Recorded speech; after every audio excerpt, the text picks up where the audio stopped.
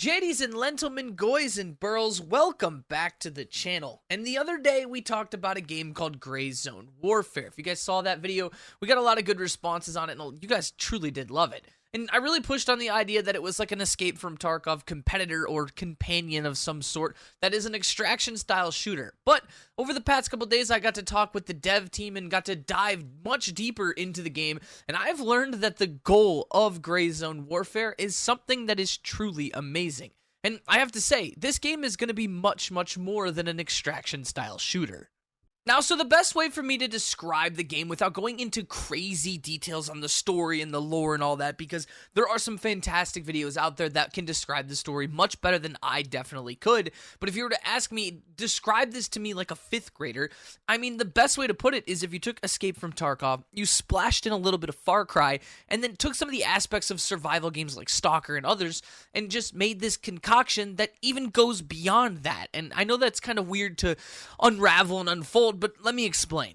So you're going to be on a 42-kilometer map that has no time limit. It's a complete sandbox world that's a fictional Southeast Asian country that's inspired by the beautiful landscapes of Laos. And you get to utilize and explore the map with landing zones. There's helicopters. There's forward operating bases. There is so much that act as extracts and safe spaces. Now, I'm not going to really describe those because I don't want to kind of like lead you on as the wrong thing, but the best way to look at these are there's going to be 3 forward operating bases that you can spawn from for the 3 different PMC groups.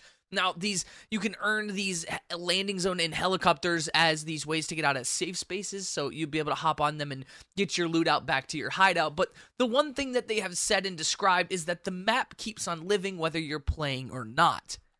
So now when they say the world never sleeps or never stops playing, they're being 100% honest with that. It's a server that while you're in your hideout or base of operations, there's going to be things going on inside this map that just continue to happen. The AI are going to continue doing what they're doing, and PMCs are going to be going in and out and doing what they need to. So it's a little different than that of like Escape from Tarkov, where you run in and you have a time limit of how long you need to do it, set extract points that you have to hit, and there might be AI scavs here and there just kind of wandering and doing stuff. But that's why I said there is this aspect of EFT, there's this aspect of Far Cry. It's a world like Far Cry where you can just go in.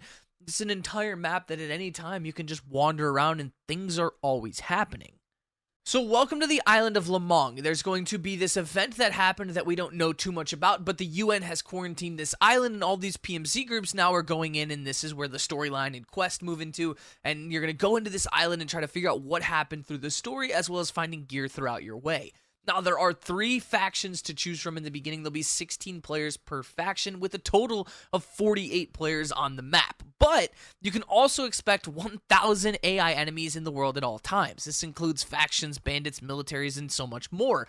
However, you have to remember that PMCs are other players, so you'll never know when they're right around the corner, and they have this saying that they keep reiterating throughout like all the press kits and everything they've been doing of every move matters, and that's kind of the high stakes reward that they're going for, and that's why I kind of think this game is going to be a pretty crazy game to play. So like the main way to describe the focus of the game is it's going to be a tactical FPS that's focused on realism. Now this is where, like I said, the EFT feeling comes from for me, with customizable weapons with real ballistics, a health system that's built based all the way down to the kinetic energy of a bullet hitting your PMC, and depending on the armor and the clothing he was wearing is going to depend how much damage it does, how vital the shot was, and so much more. We're going to get into that in a second. But the way they describe the game is they want it to be this mature game, and honestly, as someone who grew up as like an arcade shooter kind of player and made a channel off of that and now is progressing into like this style of more realistic and just kind of more hands-on games, this game is a mature, grueling, and just kind of hardcore game, and that's something that sounds fun as hell for someone like me who enjoys making commentary like style videos, taking it slow, kind of getting your guys' perspective. And I have to say, this is going to be a game that is going to be unbelievably fun to stream, because every single encounter, every single quest is going to be unique, and that's one thing I can tip my hat to EFT right now is that every time I hop on and play that game, it's something unique. It's something different, and no two scenarios are going to be the same, and it seems like they're really gearing this game towards that. And the one thing you have to remember is games like this, your gear and your progress when you're on the map are always at stake. You're always putting it up for a risk, so that high risk, high reward leads to some amazing moments.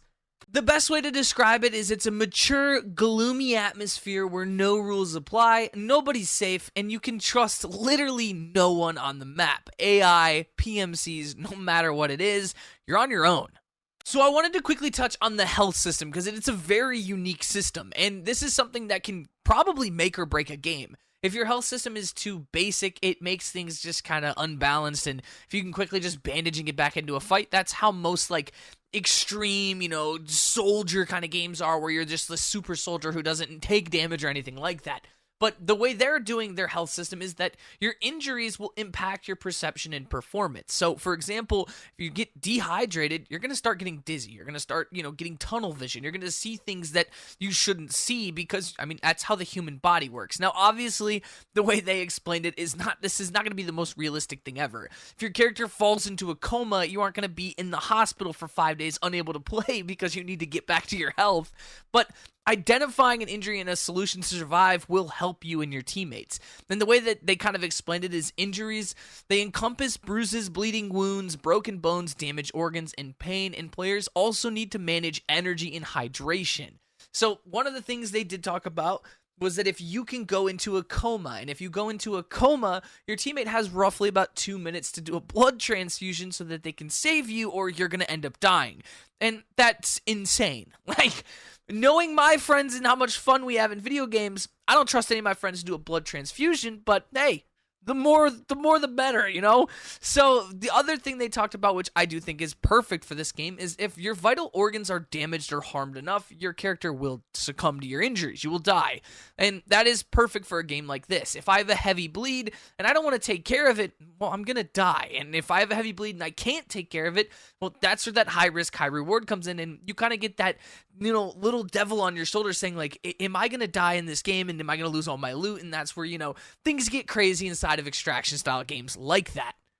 Now, this is the part that is the most interesting to me. The thing that caught my attention about this game that I honestly didn't expect, and that the game is a PVE and now, obviously, we've had games like this before, but the main thing they put in front of it was that they put the environment before the other player. There are 1,000 AIs on the map. There are 4 players per squad, like we said, with 16 players per faction and 48 players on the map at all time. So, obviously, this is going to lead to some intense moments where you're engaging with both players, AI, whatever it might be. But if you're someone like some of my friends or even myself at times that doesn't want to engage with other real players, then you maybe want to take the game at the pace that you want to play, well, that's something that they already thought of. The focus of the game is environment first. They want you to follow the storyline and go after. You're going to run into AIs more than you're going to run into players if you play the game right. And the AIs are going to be the ones that are the main focal point. You're going to be fighting AIs that aren't just brain dead, just players that are just looking at the sky, spinning around in circles, speaking Russian like they are in EFT, where they'll just one tap you in the armpit and walk away. They're going to be making conscious moves. They're going to be doing things on the map that maybe you'll also be doing. But you always have to keep in the back of your mind that there's PMCs lurking around the map, and they could push those shots that they hear. So if you're in an engagement with AIs, there's a good chance a PMC in the distance might hear that, and him and his squad are going to come over to you. Now, the one thing they did say is that the way the map works is the closer you get to the center of the map, the more advanced and difficult these AIs are going to be. So I don't know if that's based off the body armor they'll be wearing, the weapons they're using, the difficulty they're going to be at, but they're going to be a little more difficult. So it might be players that are just like a military group rather than a dude in flip-flops running around with just an AK, or who knows. But the more likely you are to push to the middle of the map, I have a feeling you're going to run into more experienced and more players that are just kind of PMCs that are encouraging, gunfights. And the one thing they did say too that is amazing is all players and AI will have the exact same health.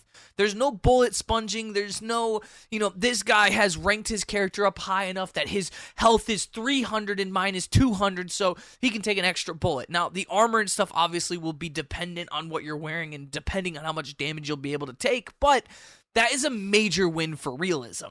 Another thing they did say about this is there's going to be a potential for you to play quite a few hours without encountering a single other person, and that could be because of how you play the game, that could be because of circumstances, but there will be specific areas or points of interest that typically a player-to-player interaction is going to end up happening, whether that's where a quest item might be or just a town you might have to push through or something like that, and that's something that I'm all for. And when it comes to the quest and stuff, there is no quest in the game that require you to fight other players. There is never going to be a quest that requires you to go after other PMCs. Now, from my perspective, I'm okay with that. I would love for there to be like a black market section of the game that eventually might show up that allows you to kind of go rogue, be that PMC that's hunting other players once you've gotten through the storyline, but that's something down the road that they can talk about. There are traders in the game, so there's going to be a bunch of different traders that you're going to be able to go through and do quests for and, you know, unlock new stuff and get rewards and all that kind of stuff, so that's going to be interesting to know of and see. But when it comes to the loot, though, what we've been told is there's going to be gear and weapons and things that are obviously tier rate based and everything, and some are going to be harder than others to obtain, like the basic kind of thing. So yeah, there is a ton to this game. There is going to be the high risk, high reward moments. There's going to be an intense storyline. And overall, I truly think that Gray Zone Warfare is going to be a hot game in 2024. I think it's unique, it's immersive, it's downright ruthless, and I'm excited to see where they take it from here. There'll be a link in the description if you guys want to wishlist it. We know that there's probably going to be a beta or a playtest at some point coming up. They're shooting for an early access release of Q1, so that goes to like March 24th to 31st or whatever that is, but I think that we'll probably get some stuff sooner or later. They did openly admit that right now, if they were able to get all 48 players on a map running and just smooth, that we would already be doing playtests and stuff, so we obviously know that's coming. And one thing I wanted to touch on is that they did say in a video, or at least someone said in a video, that when they spoke with the dev company, that the whole, like, what was that, Day Gone or the Days Gone or the Day Before, whatever that game was that was a complete scam, was basically a big middle finger to the indie development side of things, and people were truly worried that other indie titles would fall to that same fate that that game had, where they hyped up this game to be this great thing, and then upon release, they just went radio silent, closed down their company, and scammed the fuck out of everyone. And they have openly admitted that that's not what this is going to be like. This is a passion project. They have a great reputation after looking into more of games that they have worked on and done in the past, so it's a great thing to see a dev studio that actually is passionate about their game, that's being talked about by the community. But enough rambling. If you guys enjoyed the video, make sure to smash that like button and subscribe. It means the world to me, and until next time, guys, you are beautiful, one of a kind. Deuces, boys!